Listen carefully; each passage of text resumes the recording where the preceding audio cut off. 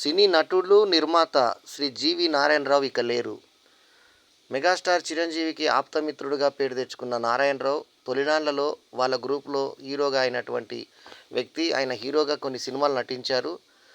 అట్లాగే దమయంతి పిక్చర్స్ పతాకంపై దేవాంతకుడు సినిమా నిర్మిస్తే అది శతదినోత్సవ చిత్రమైంది. ఆ తర్వాత ఇతర ఇద్దరు మిత్రులతో కలిపి డైనమిక్ మూవీ మేకర్స్ పతాకంపై ఎముడికి మొగుడు సినిమా తీస్తే అది సెన్సేషనల్ సూపర్ హిట్ అయింది.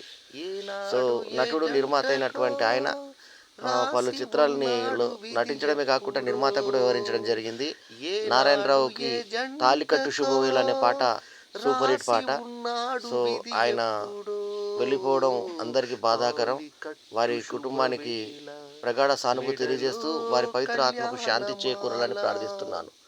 మేగోడ్ సంజీవ్ కుమార్ దర్శకత్వంలో వచ్చిన కలర్ సినిమా ఆడియో ఫంక్షన్లో నేను ఆయన వేదిక మీద కలుసుకొని వేదిక పంచుకున్నాను ఆయనతో. ఆ తర్వాత ఎలక్షన్స్ అప్పుడు కూడా 2 సార్లు ఆయనతో మాట్లాడిన జ్ఞాపకాలు ఇప్పుడు గుర్తుకొస్తున్నాయి. సో వారి పవిత్ర ఆత్మకు శాంతి చేకూరాలని కోరుకుంటూ ఓం శాంతి శాంతి శాంతి.